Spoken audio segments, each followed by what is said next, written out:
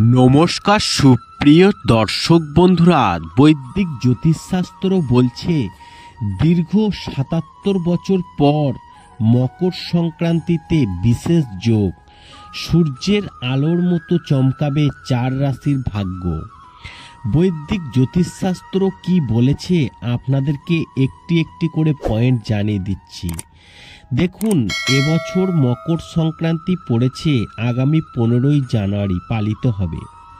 সেই সঙ্গে বাংলার পৌষ মাস ও খড় মাসের শেষ হয়ে যাবে, আবার সমস্ত শুভ কাজও কিন্তু শুরু হবে। তবে এবারের মকর সংক্রান্তি অত্যন্ত একটি বিশেষ বলে মনে করা হচ্ছে। বহু বছর পর এই দিনে কিছু বিরল যোগ তৈরি হচ্ছে, যার ফলে কিছু রাশির জন্য দিন খুব শুভ হতে চলেছে।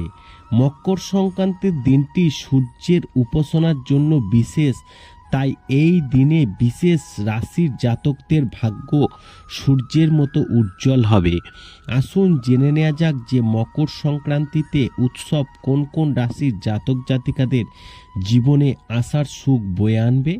৭৭ বছর পর ১৫ই জানুয়ারি মকর সংক্রান্তিতে ভারিয়ান যোগ এবং রবি যোগের সমাপতন হচ্ছে। এই দিন বুধ এবং মঙ্গল একই রাশিতে উপস্থিত থাকবে এবং ধনু রাশিতে। এই রাশিগুলির সংমিশ্রণ রাজনীতি এবং লেখালেখিতে কাজ করা ব্যক্তিদের জন্য খুবই উপকারী।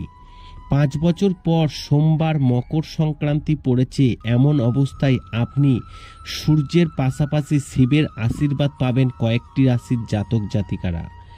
সিংহ রাশির জাতক হলে মকর সংক্রান্তির পর থেকে কর্মজীবনে সাফল্যের পাশাপাশি সমৃদ্ধি আসবে। চাকরিজীবীদের কাজে সমৃদ্ধি আসবে, তারা নতুন দায়িত্ব পাবেন যা দীর্ঘমেয়াদে শুভ ফল দিতে পারে। মকর সংক্রান্তিতে সূর্য মেষ রাশির ১০ম ঘরে প্রবেশ করবে এবং রাশিফলের এই ঘরটি পেশা এবং ব্যবসার সঙ্গে সম্পর্কিত। এমন পরিস্থিতিতে মকর সংক্রান্তিতে কর্মক্ষেত্রে আপনার সম্মান কিন্তু বৃদ্ধি পাবে। মকর সংক্রান্তিতে মীন রাশির জাতকদের জন্য খুবই উপকারী হবে। এই সময়ে আপনার আয়ের উৎস বাড়বে, প্রেম জীবনও আগের থেকে ভালো হবে। কর্মক্ষেত্রে খুব ভালো পরিবেশ থাকবে এবং মানুষেরা আপনার কাজের প্রশংসা করবে।